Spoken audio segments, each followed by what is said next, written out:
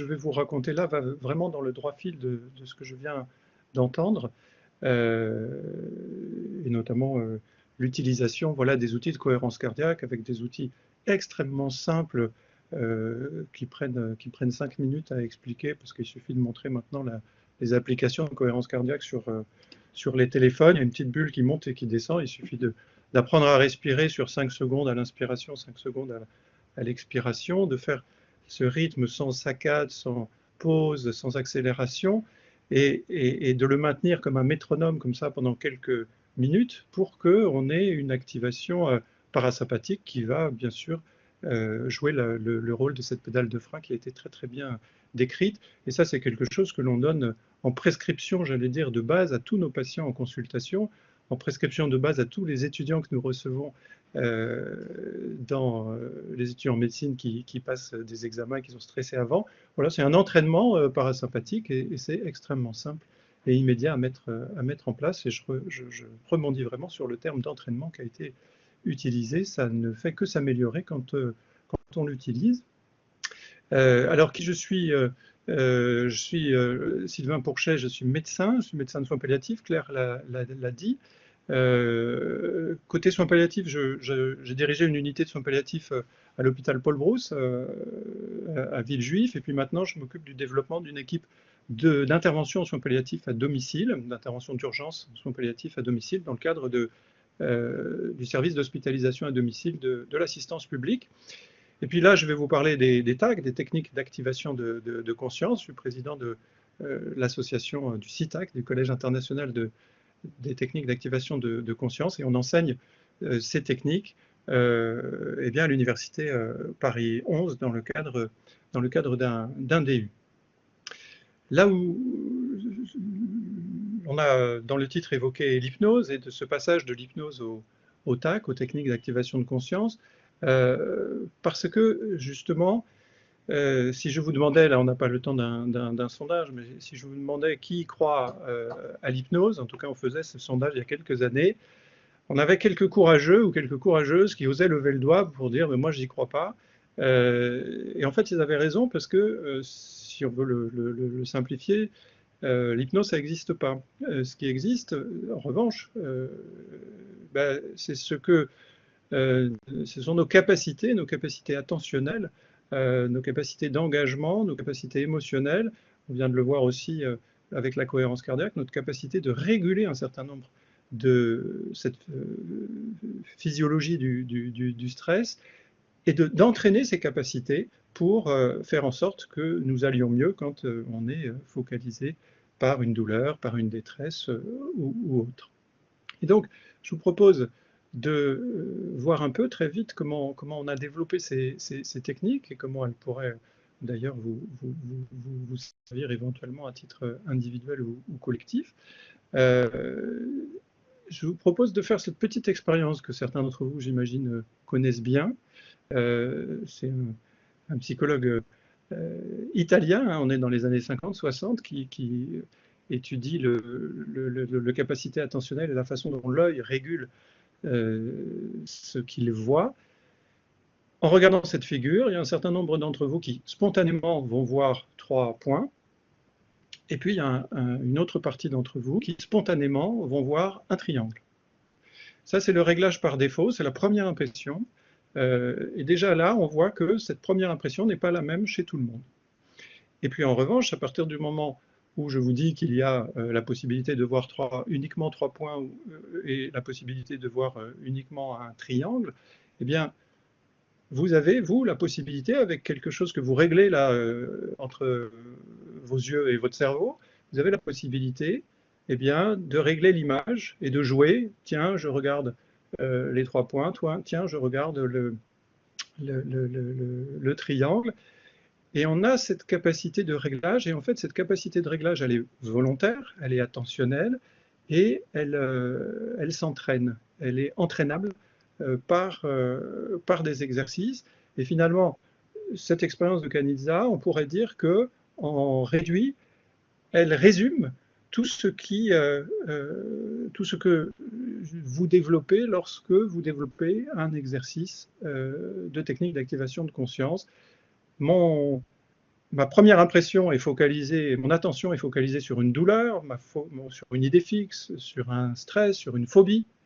Et il faut pouvoir apprendre à dégager le système attentionnel de cette aimantation vers l'inconfort pour apprendre à le réorienter vers quelque chose de plus confortable. Et nous avons la capacité de faire des choses comme ça, de développer cette compétence et cette aptitude aux modifications de la perception. On l'a fait, notre cerveau l'a fait depuis 2 ans, puisque depuis 2 ans, nous souffrons, la population mondiale souffre de ce que l'on appelle une anosognosie. Eh bien, c'est le fait de pouvoir plus ou moins facilement deviner le visage de quelqu'un juste à partir de quelques indices. Depuis 2 ans, nous portons tous des masques, sauf là depuis quelques semaines, et ça c'est joyeux. Et ça veut dire que quelqu'un dont la moitié du visage est masqué, eh bien mon cerveau va devoir reconstruire à partir des quelques indices qui restent, des yeux, des sourcils, de l'arête du nez, tout ça, reconstruire le reste du visage. Et on a vu à quel point cet outil, bien sûr, existe, et il est parfois efficace, parfois il est pris en défaut, parce que quand la personne enlève le masque, on s'aperçoit que finalement, notre hypothèse ne se trouve pas vérifiée. La personne a un visage très différent de celui que nous avions envisagé. Ça veut dire qu'en permanence, ces stratégies de réglage illustrées par Canizza, elles sont à l'œuvre pour des fonctions physiologiques, pour des fonctions de base. Mais ça veut dire aussi que dans des situations comme celles que nous venons de traverser, eh bien, le système d'ajustement et de réglage, il est sursollicité, et c'est tout le topo sur le stress qui vient de vous être exposé. Notre système a été sursollicité pour faire ces réglages par les différents stress que nous avons vécus à l'occasion de l'épidémie. Et j'élargis un peu, notre vie moderne, elle nous expose à un surcroît de sollicitation, c'est-à-dire à un surcroît de stress. Et il existe ce qu'on appelle une économie de l'attention, parce qu'on sait que notre système attentionnel, lorsqu'il est sollicité ou sursollicité par des stresseurs, comme on l'a dit, eh bien, il se fatigue donc, et que cette capacité, cette ressource attentionnelle dont nous disposons tous, eh bien, c'est une ressource rare, c'est-à-dire que si on la consomme, eh bien, elle s'épuise, et la personne qui aura capté l'attention, ou le système qui aura capté l'attention, il va empêcher de s'intéresser à autre chose. La douleur, la phobie, les idées fixes vont vraiment agir comme une captation attentionnelle qui va progressivement empêcher le système attentionnel finalement de retrouver le tableau large. Il y a une douleur et quoi d'autre, et puis d'équilibrer les choses. Dans cette économie de l'attention, donc, nous vivons une période de sursollicitation parce que voilà, quand je fais mes courses, il y a 30 ans, il y avait à peu près 10 000 références dans un supermarché. Aujourd'hui, il y en a 50 000. Et que cette opération mentale qui consiste à faire des choix, c'est extrêmement complexe pour mon cerveau, c'est extrêmement coûteux, c'est un stress. Quand, depuis 15 ans, j'utilise mon téléphone portable, eh bien, même s'il n'est pas question de remettre en question cet outil et la richesse de tout ce qu'il permet, c'est aussi une sursollicitation du système du stress qui est aujourd'hui de mieux en mieux mesuré. Là, c'est les dernières statistiques mondiales sur l'utilisation des téléphones portables. Vous voyez que ce sont des moyennes horaires annuelles. Eh bien, dans le monde, on passe 4,8 heures par jour sur un téléphone portable. Ça paraît, on se demande où est-ce qu'on va trouver ces heures-là, mais en fait, si vous regardez votre téléphone et les logiciels, les mouchards qui sont à l'intérieur maintenant, eh bien, probablement, vous avez vérifié que vous approchez de ces chiffres. En France, c'est un petit peu moins, donc c'est 3h30, 3,6 heures par jour de consommation de mobile. Ce n'est pas simplement de la conversation téléphonique, on est bien d'accord, c'est peut-être des personnes là, qui regardent cette conférence sur leur portable ou la météo, etc. Et tous ces petits gestes sont des mobilisations attentionnelles qui se sont ajoutées à hauteur de 3h30 par jour aux sollicitations habituelles de notre système. Ça veut dire que notre système, il est vraiment dans une situation de grande sollicitation, et que donc il y a toute une réflexion autour de ce qu'on pourrait appeler une écologie de l'attention. Ce n'est pas parce qu'on est en entre-deux élections qu'on n'a pas le droit d'évoquer ce qui relève d'une écologie, mais cette fois de l'attention. Comme toute ressource rare, comme toute ressource sursollicitée, eh bien, nous devons en prendre soin, et nous devons apprendre à la préserver ou à la développer dans un sens utile. On parlait du Covid, c'est le circonstance, on parlait des sursollicitations liées à la vie moderne, et puis bien sûr les sollicitations du système du stress par la maladie, par la pathologie en elle-même, c'est là où bien sûr les patients vont venir consulter les médecins.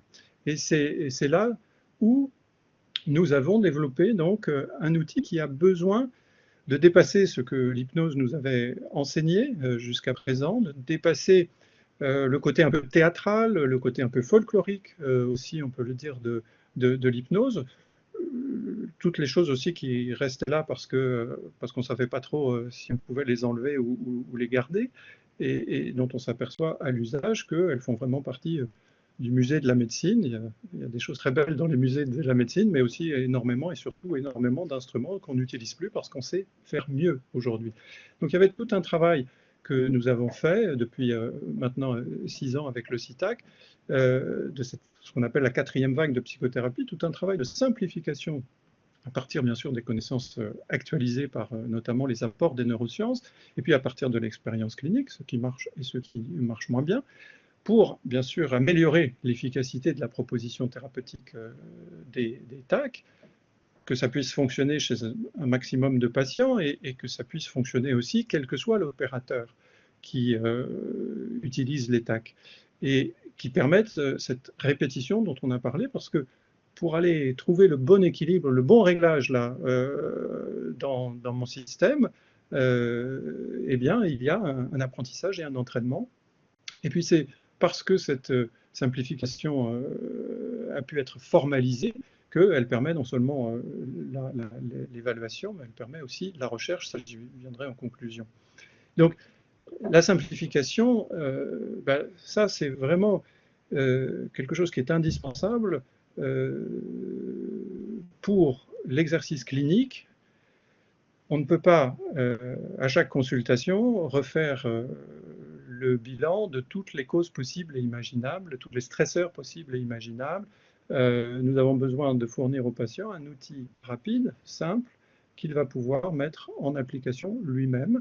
Et c'est Alain Berthoz, au Collège de France, qui a mis en avant il y a quelques années la vertu suprême de la simplicité. La nature, tous les processus naturels dégagent, sont complexes pris individuellement quand on les étudie un par un, mais on arrive à produire quelque chose de l'ordre de ce qu'il a appelé la simplexité. Donc on a essayé de faire des exercices simplexes à partir de ce qui est réputé donc efficace, et on est ici dans le cadre voilà, de l'INSERM, mais je ne pouvais pas ne pas mentionner évidemment le rapport que Juliette Guéguen a publié avec Bruno Falissard il y a quelques années, rapport sur l'évaluation de l'efficacité de la pratique de l'hypnose. Donc on sait que les outils traditionnels d'hypnose sont efficaces dans un certain nombre de situations, et puis surtout, c'est la conclusion du rapport, il y a une discordance entre l'efficacité qui est décrite par les patients ou décrite par les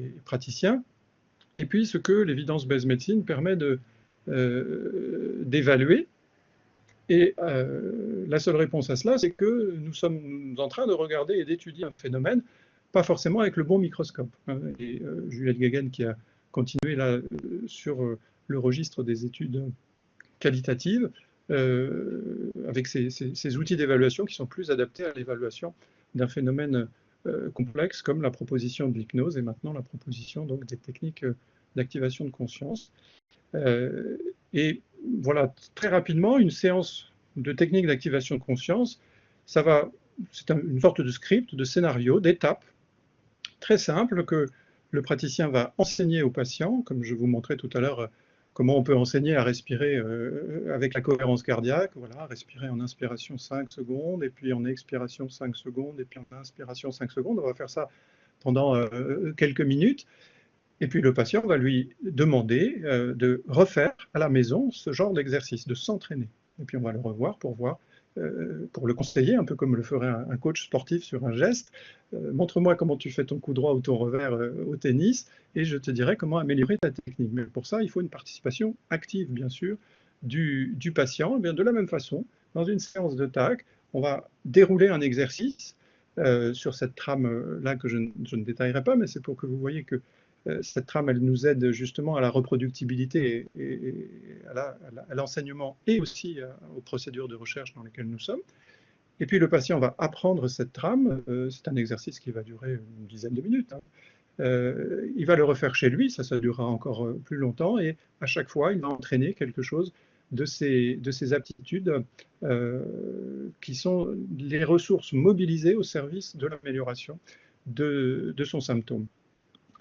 Ces ressources, elles sont finalement, si je résume ces 10 points, les leviers sur lesquels ces 10 points agissent lorsque l'on fait une séance de TAC, ben, ce sont bien sûr des ressources qui sont liées au langage et au vocabulaire utilisé.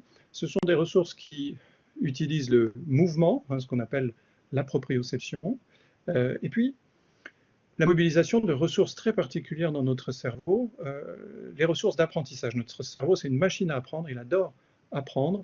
Et en fait, si on regarde un traumatisme, si on regarde une douleur, si on regarde un stress ou tout ça, notre cerveau a appris à capter, à recevoir une certaine information. Et si on ne lui apprend pas comment dépasser cette information, ça ne veut pas dire forcément la faire disparaître, hein. À certains moments, on ne sait pas faire disparaître une douleur, on ne peut pas faire disparaître un traumatisme du passé, ce qui est passé est passé. Comment on apprend à vivre avec cet élément qui fait partie de l'existence et à le pondérer, à faire en sorte que vivre avec cet événement, cet inconfort, eh bien, on apprenne à le vivre plus confortablement. Un entraînement qui se met en place séance après séance. Quelques mots sur ce qu'on appelle la communication thérapeutique. Donc le premier point, l'utilisation du langage, ça fait belle lurette évidemment, ce n'est pas spécifique des techniques d'activation de conscience, ça fait belle lurette qu'on sait qu'il y a des mots qui blessent et il y a des mots qui soulagent. Et si je vous dis attention, je vais vous faire une piqûre, ça ne va pas faire mal, n'ayez pas peur, eh bien en fait, j'ai balancé 4 mots qui sont des stresseurs.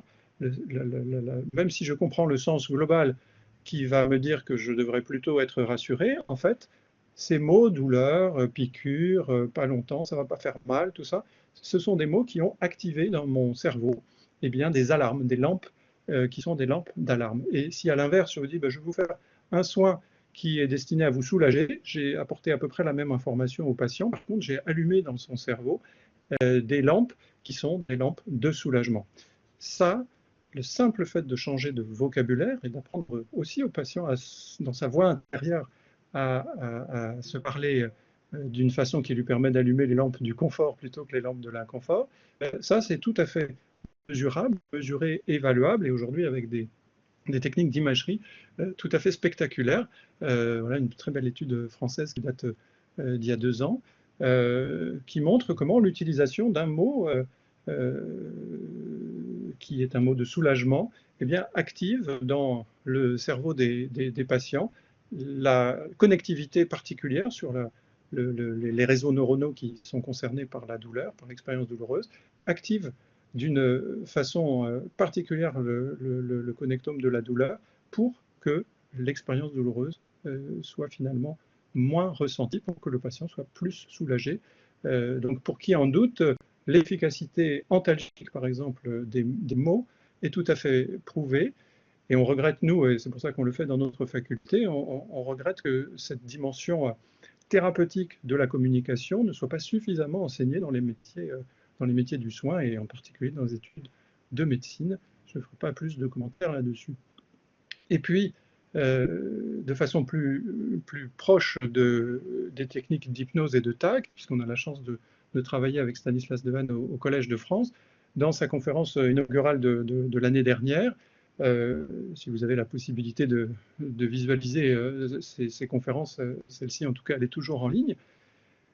C'est une conférence qui est destinée, enfin qui montre justement l'influence du langage sur les perceptions, sur la cognition. Et bien sûr, pour Stanislas Dehaene, il démontre avec plusieurs études, je ne rentrerai pas dans le détail là, que l'effet placebo, ou ce qu'on appelle traditionnellement l'hypnose, l'efficacité de ces différents outils vient vraiment, non pas tant des mots qui sont utilisés, mais de la façon que ces mots choisis dans un certain ordre, dans une certaine séquence, eh bien, l'action que ces mots et cette séquence produisent sur l'attention et l'orientation de l'attention, un peu comme sur le motif de Canizza que je vous montrais tout à l'heure, comment d'un seul coup, j'apprends, juste par un changement de vocabulaire, à défocaliser mon attention d'une manifestation douloureuse ou inconfortable pour faire un peu plus de place à une autre figure, à une autre image qui est une image plus confortable. Le mouvement et la proprioception, on évoquait tout à l'heure l'importance du sport. Tout seigneur, tout honneur, je reste avec les publications de l'INSERM. Juste avant le confinement, premier, la publication en janvier 2019 de cette, j'allais dire, de cette Bible pour la médecine, 800, qui démontre que à peu près, il n'y a aucun domaine de la médecine qui échappe au bénéfice d'une activité physique. Pas forcément sportive, une activité physique.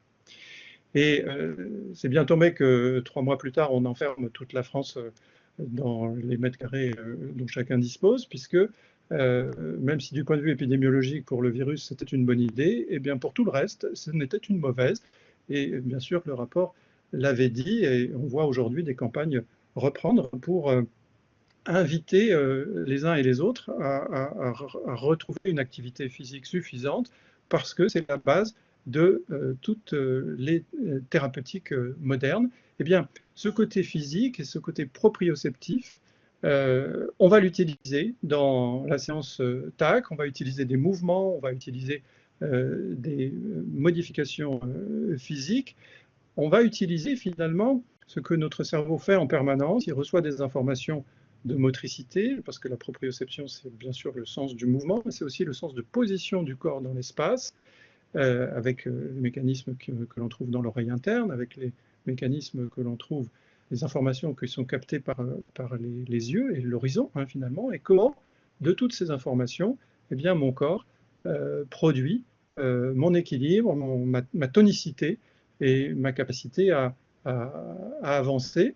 Et c'est même un peu plus que ça, puisque on le sait notamment grâce aux militaires, puisqu'on évoquait les militaires tout à l'heure, qui utilisent non seulement des exercices de visualisation, là c'est la patrouille de France, vous avez reconnu, des exercices de visualisation des figures qu'ils vont faire dans le ciel, mais non seulement de visualisation, mais ils utilisent le côté physique, le côté moteur, le côté proprioceptif pour retrouver les bons réflexes et les bons gestes. Si l'esprit commande le corps, ben le corps commande l'esprit aussi, et c'est dans l'alliance des deux que quelque chose se passe, ou en tout cas dans l'alliance des deux, qu'on peut mobiliser les ressources au service d'une amélioration lorsqu'il y a un problème. Et on va même aujourd'hui, grâce aux neurosciences, un peu plus loin, puisque on sait que cette proprioception, elle est très liée à la conscience de soi, hein, quelque chose d'assez, un concept finalement assez flou à définir, mais très facile à vivre, puisque nous vivons avec nous-mêmes en permanence, et on s'aperçoit que cette conscience de soi et de son corps, de l'intégrité de son corps, si on touche à une certaine région, là, le gyrus angulaire dans le cerveau, eh bien on produit, de façon expérimentale, on produit une sensation de décorporation, c'est-à-dire que mon cerveau n'arrive plus à mettre ensemble mon enveloppe corporelle, la perception de mon enveloppe corporelle et de ce que je ressens à l'intérieur de moi, et on a l'impression d'un dédoublement du corps.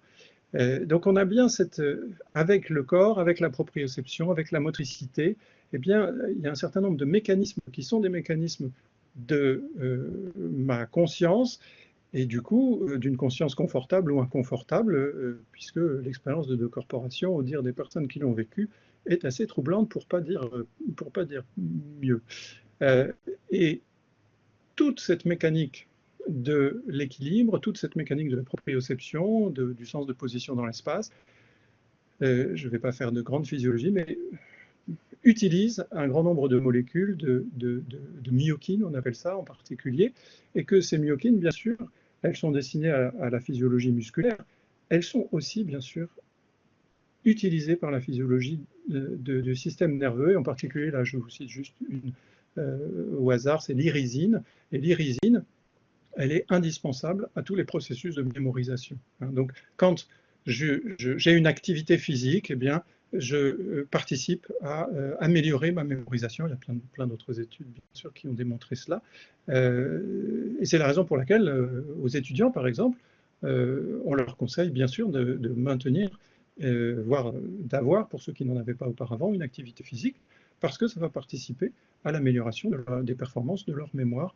Là où le fait de rester des heures et des heures assis devant son bureau sans bouger va diminuer, c'est contre-intuitif, mais va diminuer leur performance. Et du coup, puisque j'évoque le lien entre cette motricité et les mécanismes d'apprentissage, eh bien, on le sait, et on le sait d'autant mieux que maintenant qu'on va dans l'espace, là c'est Thomas Pesquet, on sait que tous ces processus d'apprentissage, la façon de mobiliser notre mémoire, est tout à fait liée à la proprioception, puisque notre capacité à créer des nouveaux neurones, à créer des nouvelles connexions, est de moins bonne qualité en apesanteur que sur la Terre. Il faut saluer les explorateurs de l'espace que sont nos amis là, qui nous survolent en ce moment, parce que non seulement, bien sûr, ils font preuve d'un courage, pour ne pas dire d'un héroïsme incroyable, mais eux, ils savent très bien que lorsqu'ils reviennent sur Terre, eh bien, ils ont perdu quelque chose de cette capacité d'apprentissapprentissage. Alors, dans les exercices, nous, on va mobiliser justement des souvenirs, des ressources de l'apprentissage. L'apprentissage, là aussi, les neuroscientifiques ont bien établi comment, nos mécanismes d'apprentissage fonctionnent et comment, bien sûr, on a besoin d'engager l'attention. Et dans un exercice de TAC, on va avoir un engagement actif de l'attention. On va être attentif à ce que l'on appelle le retour d'information. Je réussis pas, c'est agréable, ça n'est pas agréable. On va avoir ce qu'on appelle une métacognition. Je vais regarder comment se passe le processus en même temps que j'en profite. Et puis, il va y avoir des stratégies de consolidation de cet apprentissage qui passent par l'activation de ce que l'on appelle le mode de fonctionnement par défaut. Et on va utiliser ce mode privilégié de fonctionnement du cerveau à certains moments de l'exercice. Puis bien sûr, il y aura le sommeil dont on a parlé dans la conférence tout à l'heure, comme la récupération, la consolidation des souvenirs s'agissant de l'apprentissage et la récupération des ressources du stress et du parasympathique en particulier. Ça c'est Jean-Pierre Changeux, du Collège de France aussi, et qui explique très bien que du point de vue neurophysiologique, quand on apprend quelque chose de nouveau, eh bien, il se produit dans mon cerveau ce qu'on appelle un élagage synaptique, vraiment au sens que d'élaguer un arbre, c'est-à-dire que les réseaux neuronaux qui sont sollicités, eh bien, vont apprendre à privilégier certaines routes et à élaguer d'autres. C'est un peu comme si je débroussaille un chemin en forêt, et puis quelqu'un derrière moi va passer, et puis quelqu'un d'autre, et puis quelqu'un d'autre, et plus de personnes vont passer par ce chemin-là, bien sûr, plus le chemin va être visible et praticable. Et du coup, peut-être les autres chemins vont être délaissés. Un apprentissage fonctionne comme ça, et nous avons donc tout intérêt dans un exercice TAC à apprendre à découvrir, et puis à emprunter de façon de plus en plus fréquente et à consolider ainsi la route qui conduit à l'expérience plus confortable. Parce que généralement, la route qui a été sollicitée par le stress, par la douleur ou par la phobie ou par l'anxiété, ça, la route, elle s'est construite déjà dans la répétition et elle s'est déjà consolidée, et c'est bien sûr le motif de consultation. Alors, apprendre à défricher et découvrir une autre route et à l'emprunter pour justement améliorer quelque chose et orienter l'attention du patient vers une route plus confortable. Ça, c'est quelque chose qui se fait finalement assez vite. J'ai parlé de répétition. La répétition est la mère des apprentissages, donc il faut toujours un entraînement, une répétition. Dans tous les cas, les apprentissages sont très rapides. Par exemple, on va illustrer ça de façon très simple. Si je vous demande de regarder cette image, et puis juste de vous poser la question, à quoi ça ressemble? À quoi ça ressemble le plus, hein? Et là, il y a votre cerveau, c'est ce qu'on appelle une cécité expérimentale. Votre cerveau reconnaît une image, mais n'arrive pas à dire c'est quoi cette image, à quoi ça ressemble, à quoi ça me fait penser. Donc là, ça cherche, comme dit l'autre, et c'est l'engagement actif de l'apprentissage. Et puis, je vais vous montrer donc l'image à partir de laquelle cette photo a été faite. Voilà, ça va apparaître sur votre écran. Voilà, l'image originale. Voilà. Et puis, votre cerveau, voilà, est en train de faire, un peu comme dans la première figure, là, le motif de Kanizsa, est en train de faire ce petit réglage. Et à partir du moment où je vous représente cette figure, eh bien, ça y est, votre cerveau a appris, et plus ou moins facilement, mais reconnaît le serpent sur l'image. Et vous ne pouvez plus, entre guillemets, oublier que vous avez appris à voir le serpent sur l'image.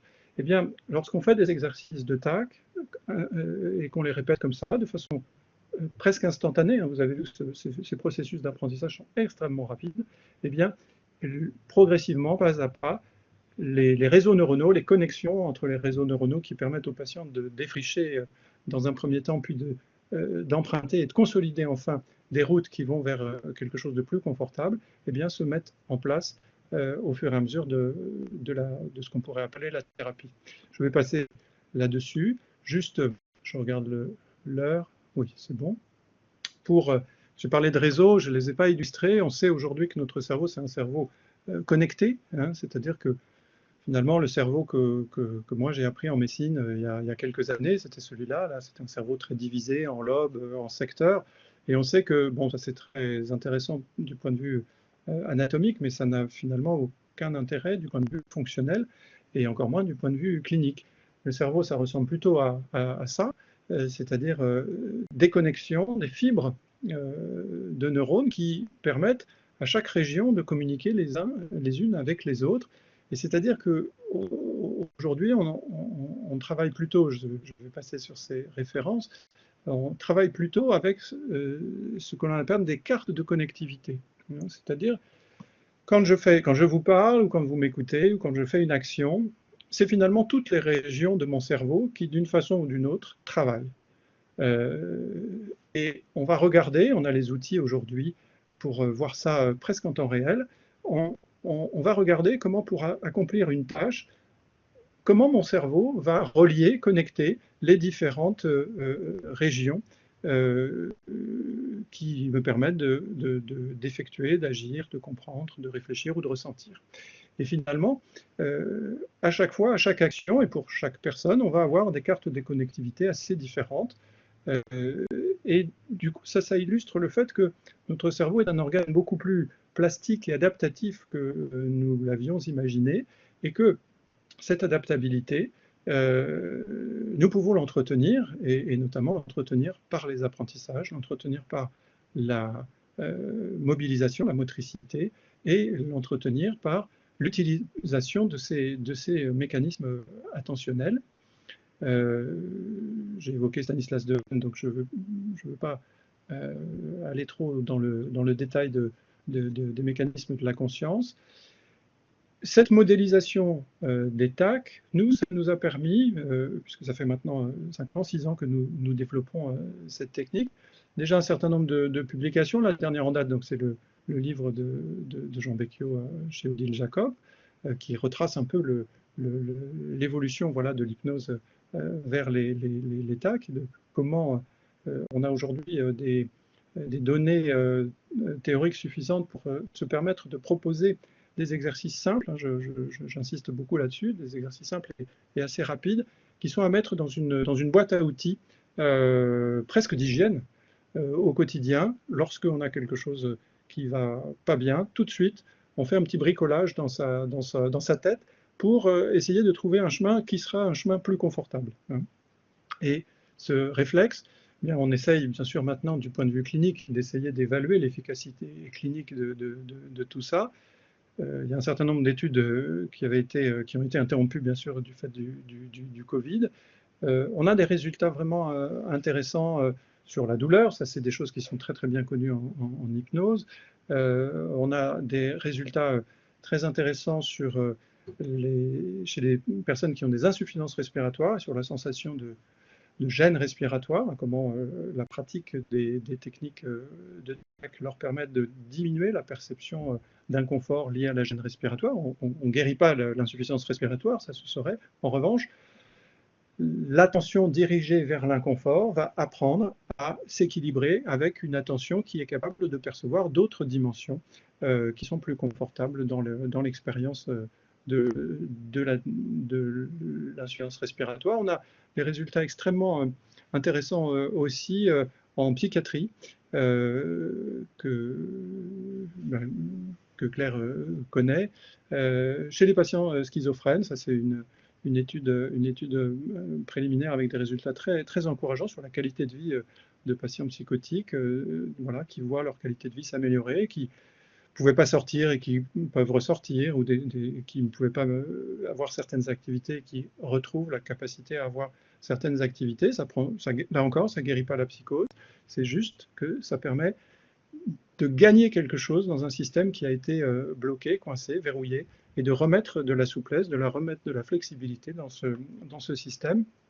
On l'évalue aussi dans les addictions.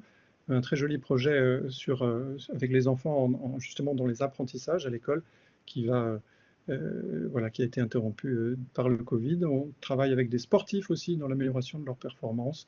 Et puis avec des médecins militaires, puisqu'on a la chance de pouvoir travailler comme ça avec Céline Ramdani ou dans le cadre d'une étude qui va mesurer les micro-états EEG, activer justement ces connexions qui sont activées quand on fait un exercice de TAC.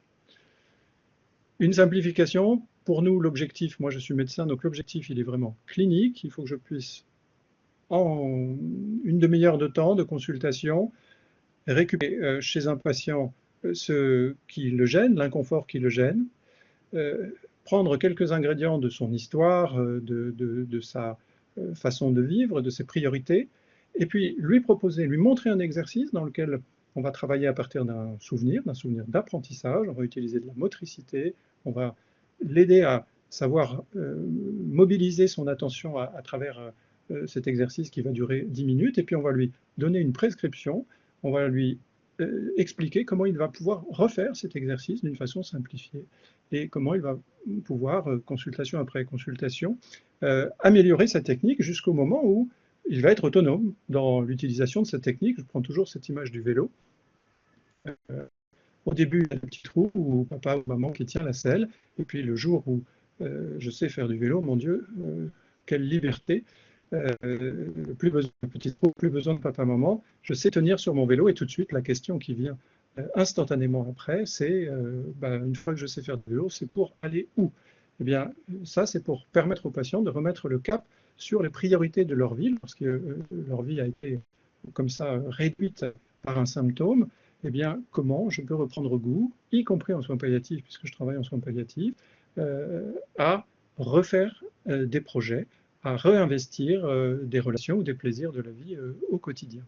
Voilà, c'est tout l'objet de notre démarche, et vraiment je remercie Claire qui est formée au TAC et qui voilà, une praticienne émérite de ces techniques, de nous avoir invités pour vous faire cette présentation.